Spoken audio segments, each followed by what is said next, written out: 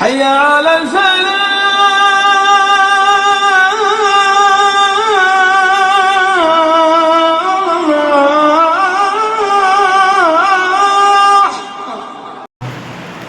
نحمده ونستعينه ونستغفره ونعوذ بالله من شرور أنفسنا ومن سيئات أعمالنا من يهده الله فلا مضل له ومن يضلل فلا هادي له وأشهد أن لا إله إلا الله وحده لا شريك له وأشهد أن محمدا عبده ورسوله أما بعد فأعوذ بالله من الشيطان الرجيم بسم الله الرحمن الرحيم وإنك لعلى خلق عظيم صدق الله العليم وقال نبينا محمد المصطفى صلى الله عليه وسلم كان خلقه صلى الله عليه وسلم القرآن.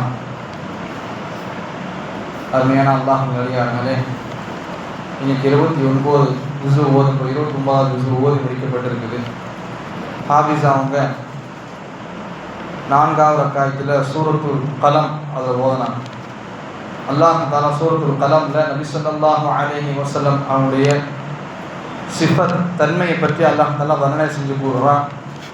உலகத்துக்காக அருட்கொடையாக அனுப்பப்பட்ட நபி ஸல்லல்லாஹு அலைஹி வஸல்லம் அவங்க எப்பேற்பட்டவங்க சொல்லி அல்லாஹ் தஆலா ஒரே வரியில் அல்லாஹ் தஆலா கூறக்கூடிய சமயத்தில் சொல்கிறான், நிச்சயமாக நபியே நீங்கள் இன்னக லஅலா குலுகின் அதீம், நிச்சயமாக நீங்கள் மகத்தான குணத்தின் மீது இருக்கிறீங்க, மகத்தான ஒரு நற்குணத்தின் மீது இருக்கிறீங்கன்னு சொல்லி அல்லாஹ் நபி பாராட்டி சொல்கிறான். நபி ஸல்லல்லாஹு அலைஹி வஸல்லம் அவங்களை பற்றி ஆயிஷா ரலியல்லாஹு அவங்களுக்கு கேட்கப்பட்டுச்சு. அப்போ ஆயிஷா ரலியல்லாஹு அவங்க சொன்னாங்க, ஃபகாலத் அமா தக்ரஹுல் குர்ஆன். நபி ஆயிஷா ரலியல்லாஹு அவங்க போய் கேட்குறாங்க, நபி ஸல்லல்லாஹு அலைஹி வஸல்லம் குணத்தை பற்றி சொல்லுங்களேன், அவங்க எப்படி இருப்பாங்கன்னு சொல்லுங்கன்னு கேட்டதுக்கு ஆயிஷா ரலியல்லாஹு சொல்கிறாங்க, அமா தக்ரஹுல் குர்ஆன், நீ குர்ஆனை ஓதிருக்கீங்கன்னு சொல்லி கேட்டாங்க. நான் குர்ஆனை ஓதிருக்கேன்னு சஹாபாக்கள் சொன்னாங்க. அப்போ நபி ஸல்லல்லாஹு சொன்னாங்க, கௌல்து பலா, அவ்வாறு தான் நபி ஸல்லல்லாஹு இருந்தாங்க. அப்படின்னா என்ன அர்த்தம் அப்படின்னா, கான குல்ஹு ரசூல் ஸல்லல்லாஹு அலைஹி வஸல்லம் அல் குர்ஆன், நபி ஸல்லல்லாஹு அலைஹி வஸல்லம் தன்மை எவ்வாறாக இருந்துச்சு அப்படின்னா, குர்ஆன் அல்லாஹ் தஆலா முஃமின்கள் இன்னும் ஈமான்தாரிகள் எவ்வாறாக இருக்கணும் அப்படின்னு சொல்லி அல்லாஹ் தஆலா குர்ஆன் என்னென்னலாம் சொல்லியிருக்கானோ அதுதான் நபி ஸல்லல்லாஹு அலைஹி வஸல்லம் வாழ்க்கையாக இருந்துச்சு. நபி ஸல்லல்லாஹு அலைஹி வஸல்லம் வாழ்க்கை என்பது குர்ஆனாக தான் இருந்துச்சு. குர்ஆனை நீங்கள் பார்க்கணுமா, நபி ஸல்லல்லாஹு அலைஹி வஸல்லம் வாழ்க்கையை பார்த்துக்கோங்கன்னு சொல்லி ஆயிஷா ரலியல்லாஹு அன்ஹா சுருக்கமாக சொன்னாங்க. ஆகவே அல்லாஹ்வுடைய ஒரு முஃமினுடைய ஒரு ஈமான்தாருடைய முழுமைத்துவம் எப்போ கிடைக்குது அப்படின்னா, அந்த முஃமினுக்கு ஒரு நற்குணம் இருக்கக்கூடிய சமயத்தில் தான். எந்த முஃமினுக்கு நற்குணம் இருக்குதோ அப்போ ஒரு முஃமினுடைய முழுமைத்துவம் கிடைக்கும். ரசூலுல்லாஹி சொன்னாங்க, கைருன் நாஸ் அன்ஃபஅஹும் லின்னாஸ், உங்களை சிறந்தவங்களே யார் அப்படின்னா மற்றவங்களுக்கு மக்களுக்கு பலனை ஏற்படுத்தக்கூடியவங்க தான் சிறந்தவங்க. மக்களுக்கு யார் அதிகமாக பலன் ஏற்படுத்துவாங்க அப்படின்னா, யார் இடத்துக்கு நல்ல குணம் இருக்குதோ அவர் தான் மக்களுக்கு அதிகமாக பலனை ஏற்படுத்துவாங்க. பாருங்க, யார்கிட்ட நல்ல திறமை இருக்குது, ஆனால் அவராக நடந்துங்க சில சமயத்தில் மக்களுக்கு பலன் ஏற்படுத்த முடியாது. சில சமயத்தில் சில பேருக்கு திறமை இருக்கும், சில பேருக்கு பார்த்தீங்கன்னா நல்ல பலம் இருக்கும், ஆனால் அவர்கிட்ட குணம் இருக்காது, அதன் மூலமாக மக்கள் பலன் பெற முடியாது. ஆனால் சில பேருக்கு திறமைகள் இருக்காது, பலங்கள் இருக்காது, ஆனால் அவங்கள்ட்ட குணங்கள் இருக்கும், அந்த குணத்தின் மூலமாக அல்லாஹ் மக்களுக்கு பலனை செய்வோம். இதை நபி ஸல்லல்லாஹு அலைஹி வஸல்லம் வாழ்க்கையாக இருந்துச்சு. பாருங்க, நம்ம வரலாற்றுலாம் பார்க்குறப்ப சொல்லுவோம் இஸ்லாம் வாழாத பரவுவது கிடையாது, மாறாக குணத்தால் பரவுதுன்னு சொன்னால் வரலாற்றை கேள்விப்பட்டிருக்கும். இதை நபி ஸல்லல்லாஹு அலைஹி வஸல்லம் வாழ்க்கையாக இருந்துச்சு. நபி ஸல்லல்லாஹு அலைஹி வஸல்லம் சொல்லாலும் செயலாலும் அதிகமாக துன்புறுத்தப்பட்டாலும் நபி எல்லா சமயத்துக்கும் தன்னோட குணத்தை தான் வெளிப்படுத்தினான். அந்த குணத்தின் மூலமாக தான் எல்லா இடத்துலையும் இந்த இஸ்லாமுக்கு பரவியலாக இருந்துச்சு. ஆக இதுக்கான வரலாறுகள் சம்பவங்கள் ஏராளமாக இருக்குது. ஒரு இஸ்லாத்தினுடைய ஒரு முஃமினுடைய தனித்துவம் என்னன்னா நற்குணம் தான். அந்த நற்குணத்தை வச்சு தான் ஒரு முஃமினாக இருக்க முடியும். இப்போ நம்ம பகுதியிலாம் பார்த்தோம் அப்படின்னா, ரோட்டில் டிராஃபிக் போலீஸ் நிற்கிறப்ப என்ன பண்ணுவாங்க, டிராஃபிக் போலீஸ் ஒரு பாய் தொப்பி போட்டு வந்தார், தாடி வச்சு வந்தாருன்னா பாய் நீங்கள் போயிருங்க அப்படின்றாங்க. ஏன்னா ஒரு அவங்களுக்கு நல்ல எண்ணம் எல்லாம் வச்சிருக்கிறான். ஒரு பாய் கரெக்டாக அவரோட எல்லாம் வச்சிருப்பாரு, அவர் எல்லாமே எவிடன்ஸ்ல கரெக்டாக வச்சிருப்பாருன்னு சொல்லி நான் அனுப்பிச்சு விட்டுறாங்க. இது என்னங்க அல்லாஹ்வால் ஏற்படுத்தப்பட்டது ஒரு கண்ணியம். இப்போ நம்ம சொல்லக்கூடிய சுருக்கமான விஷயம் என்ன அப்படின்னா, ஒரு முஃமின் ஒரு ஈமானுடைய முழுமைத்துவம் எதில் பெறுவதுன்னா ஒரு நற்குணத்தின் மூலமாக தான் பெறுது. பாருங்க, அல்லாஹ் தஆலா சில நற்குணங்கள் சில நல்ல பண்புகள் அல்லாஹ் தஆலா குர்ஆன்ல சொல்றான். அது உலமாக்கள் பட்டியலிட்டு சொல்லி இருக்கிறாங்க. அல்லாஹ் தஆலா குர்ஆன்ல சில நல்ல பண்புகள் முஸ்லிம்களுக்கு தான் இருக்கணும். முதலாவது பார்த்தீங்கன்னா அல்லாஹ் தஆலா உண்மையை பற்றி அல்லாஹ் தஆலா சொல்றான். ஒவ்வொரு முஃமினிடத்திலும் உண்மை இருக்க வேண்டும்.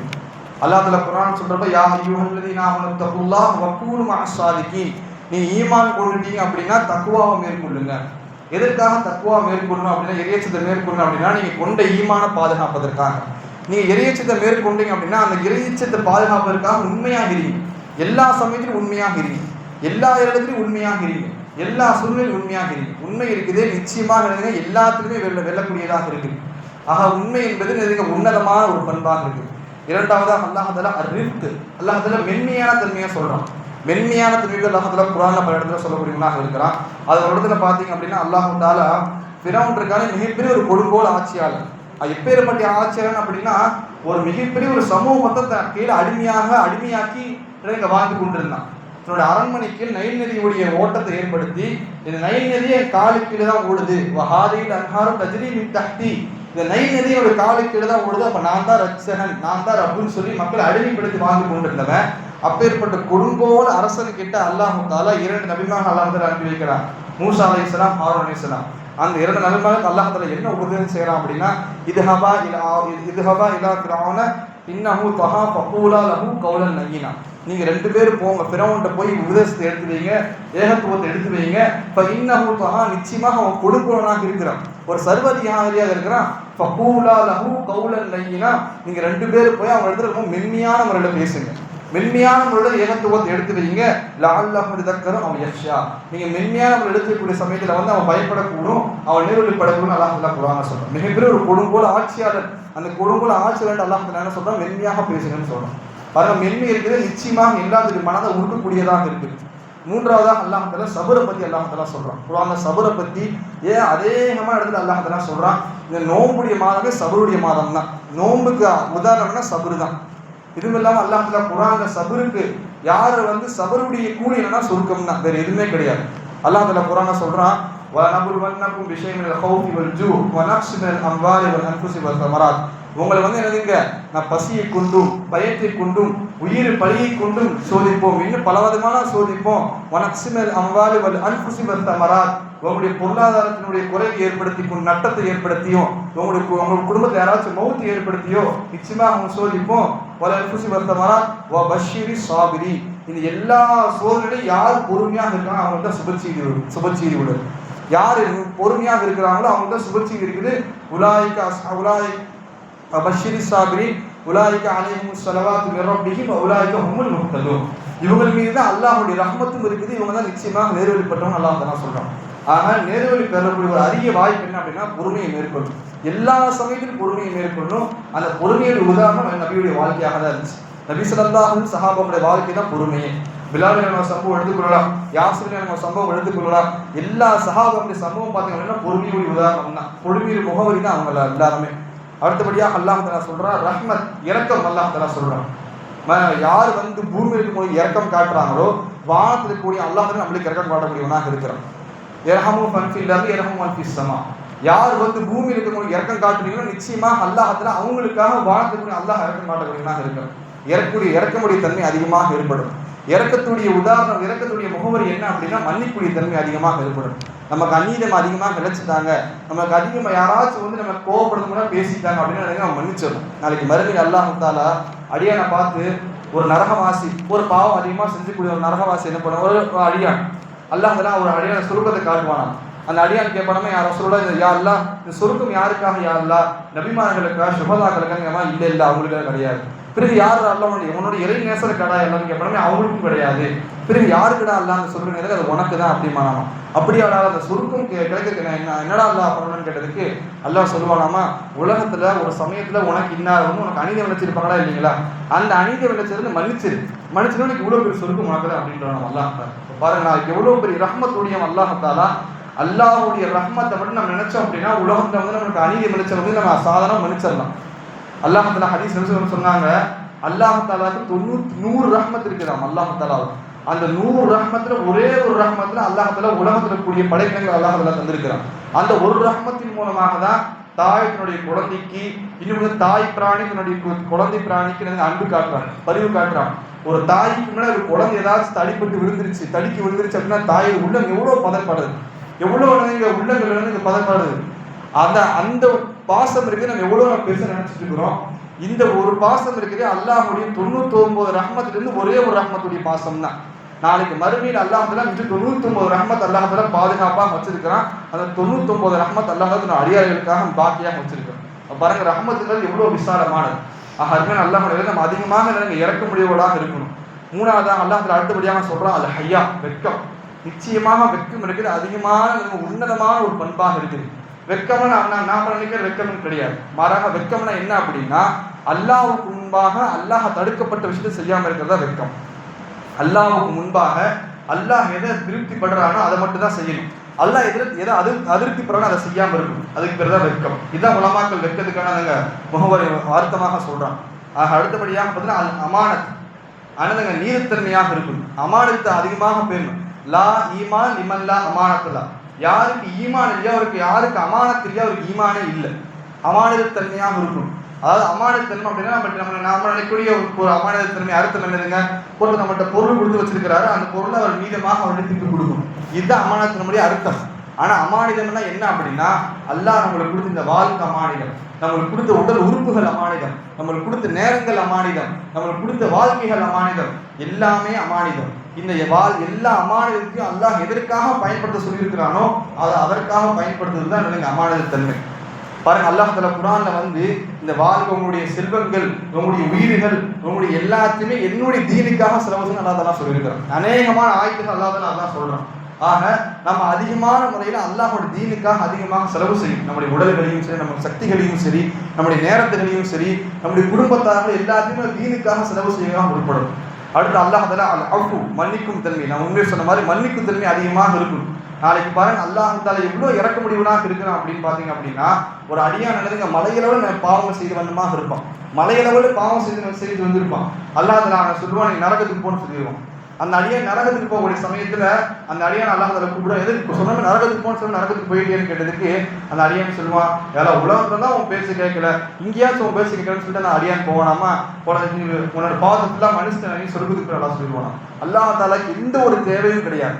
அல்லாஹ் தஆலா இருக்கானே முழு உலகத்துடைய அதிபதி அவனாக தான் இருக்கிறான். அப்ப அந்த அல்லாஹ் தஆலா தனக்கு முன்பாக தன் அடியான் அல்லாஹ் எவ்வளவு பரிவு காட்ட முடியும்னாக இருக்கான் பாருங்க. அடுத்தபடியாக ஷுக்குர், நன்றித்தன்மை. நன்றி அதிகமாக இருக்கணும்.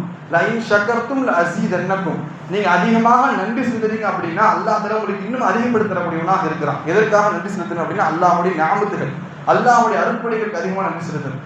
பாருங்க, அல்லாஹ்வுடைய நிஅமத்துகளை நம்ம நினைச்சிட்டு இருக்கிறோம் என்ன அப்படின்னா, நம்முடைய வியாபாரங்கள், நம்முடைய குடும்ப விஸ்தீரணங்கள், இது நம்ம நினைச்சிட்டு இருக்கிறோம். மாறாக அல்லாஹ்வுடைய அருட்கொடைகள் என்பது நம்முடைய உடல் உறுப்புகளை சோதிச்சு எண்ணி பார்த்தாலே போதும், இது அல்லாஹ்வுடைய அருட்கொடை. பாருங்க, ஒவ்வொரு மனிதனுடைய ரேகை இருக்கா இல்லைங்களா, அந்த உலகத்துல ஒவ்வொரு மனிதனும் ஒவ்வொரு நிமிடத்திற்கு ஒரு மனிதன் பிறக்கிறான். ஆக ஒவ்வொரு நிமிடத்திற்கு ஒரு மனிதன் பிறக்கக்கூடிய சமயத்துல அல்லாஹ் தஆலா ஒவ்வொரு மனிதனுடைய ரேகையை அல்லாஹ் தஆலா வெவ்வேறாக மாற்றி வைக்கிறான். பாருங்க, ஒரு மனிதனுடைய ரேகை இன்னொரு மனிதனுக்கு இதுவரை பிறந்து மரணித்த மனிதனுடைய ரேகை இன்னொரு பெண் பிறக்கக்கூடிய மனிதனுடைய ரேகைக்கு சமமாக இருக்காது. எல்லா மனிதனுடைய ரேகை மாற்றமாக தான் இருக்கும். பாருங்க, அல்லாஹ் தஆலா காதுல ஒரு திரை ஏற்படுத்தியிருக்கானாமா, அந்த திரை எவ்வளவு பாதுகாப்பானதாக இருக்கு அப்படின்னா, கொசு நம்ம காதுல கொசுவோ ஈவோ நம்ம காது கிட்ட வச்சோம்னா நமக்கு எவ்வளவு டிஸ்டர்பன்ஸா இருக்கும், எவ்வளவு கொஞ்சம் அசௌகரியமா நம்ம நினைக்கிறோம். அந்த திரையின் காரணமாகவே அவ்வளவு சவுண்டு கேட்குது அப்படின்னா, அல்லாஹ் அந்த திரையை ஆழ்த்திட்டானா அப்படின்னா, விஞ்ஞானிகள் சொல்றாங்க அந்த திரை மட்டும் இல்லாமல் இருந்துச்சு அப்படின்னா கொசுவும் ஈவோ சத்தம்னா ஹெலிகாப்டர் போறப்ப எவ்வளவு சவுண்டு கேட்குது வானத்துல, அந்த மாதிரி சவுண்டு கேட்க நம்ம காதுல. இதெல்லாம் அல்லாஹ் தஆலா உடல் ஏற்படுத்தி வச்சிருக்கிறோம். பாருங்க, அல்லாஹ் எவ்வளவு உடல்ல அல்லாஹ் தஆலா உடல் உறுப்புகள், அதான் டாக்டர்கள்லாம் நீங்க பாத்தீங்க அப்படின்னா, ஒரு கிட்னி எத்தனையோ லட்சத்துக்கு விற்கிறான், ஒரு ஹார்ட் எத்தனையோ லட்சத்துக்கு விற்கிறான். அந்த எத்தனையோ நம்ம உடல் உறுப்புகள்லாம் பாத்தீங்க அப்படின்னா ஒரு கோடிக்கணக்கான செலவுகள் கொண்டு உறுப்புகள் நம்ம உடம்புல வைக்கப்பட்டிருக்கு. அப்ப அல்லாஹ் எவ்வளவு இறக்க முடியும்னா இருக்கும். இதுல நினைச்சு அல்லாஹ் அதிகமா நன்றி செலுத்துது. அல்லாஹ் நான் பாருங்க நிம்மதியாக மூச்சு விடுறேன். கொரோனா சமயத்தில் எத்தனை பேர் இருந்தாங்க ஆக்சிஜன் வச்சு மூச்சு விட்டாங்க, நிம்மதியாக மூச்சு விடுறேன். இதை நினைச்சு அல்லாஹ் நன்றி செலுத்தணும். அதிகமாக நன்றி செலுத்தணும், அல்லாஹ்வுக்கு நன்றி செலுத்தணும். நம்முடைய அடியார்கள், நம்முடைய சகோதரர்கள் அதிகமாக நன்றி செலுத்தணும், உதவி செய்யறாரு, நன்றி செலுத்தணும். அடுத்தபடியாக உன்னதமான ஒரு பண்புடன் நன்றி தன்மையோடு இருக்கணும். நன்றித்தன்மையோடு இருக்கணும்னா உதாரணமாக என்ன அப்படின்னா, நம்முடைய பெற்றோர்களுக்கு நன்றித்தன்மையோடு இருக்கணும். சிறு வயதில் நம்ம அழகா பண்படுத்தி வளர்த்திருப்பாங்க, நம்ம தாய் நம்மளுக்கு பாசத்தை ஊட்டி வளர்த்திருப்பாங்க, நம்ம தந்தை பாதுகாப்பாக நம்மளை வளர்த்திருப்பாங்க. அவங்களுக்கு நன்றித்தன்மையோடு இருக்கணும். பெருசான பிறகு என்னதுங்க, எனக்கு நல்லா மெச்சூரிட்டி வந்துருச்சு, எனக்கு எல்லாமே தெரியும், எனக்கு திறமையா இருந்துச்சு, உங்களாவது நீங்க அப்படி பழைய சோறு சாப்பிட்டு வாழ்ந்ததா, நல்லா பிரியாணி சாப்பிட்ற காலம் அப்படிங்கிற மாதிரி என்னதுங்க, நம்ம தன்னை போகல போகிறது என்னதுங்க, இது நன்றி கிட்டத்தனமாக இருக்கு. அருமையான அல்லாஹ் அப்படிங்கிறது இதுவரைக்கும் இன்னும் ஏகப்பட்ட தன்மைகள் உலமாக்கன்னு சொல்லிக் கொண்டே இருக்கிறாங்க. காலம் சுருக்கமாக இருக்குது. இதெல்லாம் நம்ம இங்க செய்ய வேண்டிய தன்மைகள். அல்லாஹ் தஆலா சில தன்மைகளை செய்யக்கூடாதுன்னு அல்லாஹ் தஆலா குர்ஆன்ல சொல்லியிருக்கிறான். அது இருக்குது, அதை செய்யாமல் இருக்கிறது நறுமணத்துடைய அடையாளமாக இருக்கு. அல்லாஹ் அந்த சொல்லியிருக்கு அப்படின்னா ஃபலா தஜஸ்ஸஸு வலா யக்தப் பஅதுக்கும் பஅதா அயுஹிப்பு அஹதுக்கும் அயக்குல லஹ்ம அஹீஹி மைத்தா. சில தன்மைகள் அல்லாஹ் தஆலா குர்ஆன்ல செய்யக்கூடாதுன்னு சொல்லக்கூடிய தன்மைகள் என்ன அப்படின்னா, உங்களுக்கு மத்தியில நீங்க யாரையுமே ஆராயாதீங்க. ஒரு முஸ்லீம் இன்னொரு முஸ்லீம் பத்தி ஆராயாதீங்க. ஜாசூஸ்ன்னு சொல்லுவாங்க, ஸ்பை. அது வந்து இந்த முஸ்லீம் எப்படி வேலைக்கு போறாரு, இவர் எப்படி சம்பாதிக்கிறாரு, இவருக்கு எப்படி காசு வருது, இவரோட காசு வருது இவருக்கு, இவர் எப்படி குடும்பத்தை ஓட்டுறாரு, இவர் சாதாரணமா இருக்கிற போது நல்லா நல்லா வாழ்றாரு. ஒரு முஸ்லீம் இன்னொரு முஸ்லீமுடைய குறைகளை, ஒரு முஸ்லீம் இன்னொரு முஸ்லீமுடைய நிறைகளை எதையுமே ஆராயக்கூடாது. இதுதான் என்னதுங்க, ஜாசூஸ்ன்னு சொல்லுவாங்க, தஜஸ்ஸஸு. அல்லாஹ் தஆலா குர்ஆன்ல தெளிவாக சொல்றான், ஒரு முஸ்லீம் இன்னொரு முஸ்லீமுடைய நிலையை ஆராயவே கூடாது. அவர் அல்லாஹ் தஆலா தந்திருக்கிறான். இதுதான் சொல்லுவாங்க, ஒரு முஸ்லீம் இன்னொரு முஸ்லீமுடைய நிலையை ஆராயக்கூடிய சமயத்தில் கனாஅத்துங்கிற ஒரு தன்மை இருக்குது. கனாஅத்துன்னு எதுக்கு சொல்லுவாங்க அப்படின்னா, அல்லாஹ் நம்மளுக்காக விதிக்கப்பட்ட விதியை வந்து நம்ம பொருந்தி கொள்றது. எப்ப நம்ம ஒரு முஸ்லீம் இன்னொரு முஸ்லீமுடைய நம்ம நிலையை ஆராயக்கூடிய சமயத்துல அல்லாஹ் நம்மளுக்காக விதிக்கப்பட்ட அந்த விதியின் தன்மை நமக்கு அந்த பொருத்தம் ஏற்படாமல் போயிடும். அந்த கனாஅத்துங்கிற தன்மை நம்மகிட்ட ஏற்படாமல் போயிடும். அப்ப அதன் மூலமாக நம்ம அல்லாஹ் மீது அதிகமா அதிருப்தி ஏற்படும். ஆக முதலாவதாக நம்ம அதை ஒரு முஸ்லீமுடைய நிலையை ஆராயக்கூடாது. அது வேணா முன்னே சொன்னோம், இந்த சிசிடிவி கேமரா இருக்கா இல்லைங்களா, முஸ்லீம்கள் அதிகமாக புலம்புற இடத்துல முஸ்லீம்களை மட்டும் முறப்பட இடத்துல சிசிடிவி கேமரா வைக்கக்கூடாது. இது வந்து தவறான. முஸ்லீம்கள் மட்டும் வரக்கூடிய இடத்துல பொதுவான ஆபீஸ்கள் இருக்குது, பொதுவான பொது ஸ்டேஷன், ரயில்வே ஸ்டேஷன் இருக்குது, பஸ் ஸ்டாண்ட் இருக்குது, அங்க வைக்கலாமே தவிர முஸ்லீம்கள் மட்டும் வந்து போற இடத்துல அது கூடாது. அடுத்து அல்லாஹ் தஆலா சொல்றா, வலா யக்தப் பஅதுக்கும் பஅலா. உங்களுக்கு மத்தியில புறம் பேசிக் கொள்ளாதீங்க. உங்களுக்கு மத்தியில புறம் பேசுவதன் காரணமாக அயக்குல லஹ்ம அஹீஹி மைத்தா, நீங்க புறம் பேசுவதன் மூலமாக உங்களுடைய சகோதரிய கறி நீங்களே சாப்பிட விரும்புகிறீங்கன்னு அல்லாஹ் தஆலா சொல்றான். இப்ப புறம் பேசுவதுன்னா என்ன அப்படின்னா, யாரை பத்தி புறம் பேசுறோமோ அவருடைய கறி நாமளே சாப்பிடுற மாதிரி. அடுத்து அல்லாஹ் தஆலா சொல்றான், வலா தல்மிஸு பில் அல்காப். உங்களுக்கு மத்தியில பட்ட பேரை வச்சு கூப்பிட்டு கொள்ளாதீங்க. பட்ட பேரை வச்சு கூப்பிடக்கூடாது. குட்டை, நட்டை, கட்டை இந்த மாதிரிலாம் கூப்பிடுறது என்பது கூடாது. மாறாக பட்ட பேருக்கு சில உலமாக்கள் ஷரியத்துல தெரிஞ்சுக்கிறாங்க. எப்பன்னா பட்ட பேருக்கு வந்து என்ன அப்படின்னா, அவர் அந்த பட்ட பேரை கூப்பிடுறப்ப கண்ணியமான பெயராக இருக்குது. அப்புறம் ஹாஜர் வராரு, ஹாஜர்ங்கிறது ஒரு பட்ட பெயர். ஹாஜர் வராரு பாருங்களேன், ஹாஜர், சாஹிப், இந்த மாதிரி. இப்ப சாஹிப் எல்லாம் வந்து பாத்தீங்க அப்படின்னா ஒரு கோத்திரத்துடைய பெயராக அமைச்சிட்டாங்க. இப்ப சாஹிப்ங்கிறது ஒரு கோத்திரத்துடைய பெயர்லாம் கிடையாது. மாறாக சாஹிப்ங்கிறது இங்கிலீஷ்ல எப்படி மிஸ்டர்னு சொல்றாங்க, தமிழ்ல எப்படி திரு அப்படிங்கிறாங்க. அந்த மாதிரி சாஹிப்ங்கிறது உருதுல பயன்படுத்தக்கூடிய ஒரு வார்த்தை சாஹிப். அதே மாதிரி ஹசரத் அப்படின்னு பயன்படுத்தலாம். இதெல்லாம் ஒரு பட்ட பெயர்கள். நல்ல கண்ணியமான வார்த்தைகளை பயன்படுத்தி ஒருத்தர் பட்ட பெயர் கூப்பிடலாமே தவிர, மாறாக ஒரு முஸ்லீமை இன்னொரு முஸ்லீமோட பாடி ஷேமிங் பண்ணி அவர் குண்டாகிறப்ப குண்டு அப்படின்னு கூப்பிடுறது, இதெல்லாம் அல்லாஹ் தஆலா குர்ஆன்ல தடுத்திருக்கிறான். ஒரு முஸ்லீமுடைய உள்ளத்தை உடையக்கூடிய விஷயங்கள்ல என்னங்க பட்ட பெயர் வச்சு கூப்பிடுறது. இந்த மாதிரி விஷயங்களோட நம்ம தவிர்த்துக்கூடிய சமயத்தில் வந்து நற்பண்புகள் நமக்கு அதிகமாக வளரக்கூடியதாக இருக்குது. வல்ல ரஹ்மான் நமக்கும் நம்ம குடும்பத்தாருக்கும் நல்ல பண்புகளை தந்து அவனை கொடுத்த பிறகு நல்லவையாக மனதில் மாற்றிக் கொள்வானாக. வாஹிரு தஅவானா அல்ஹம்துலில்லாஹி ரப்பில் ஆலமீன்.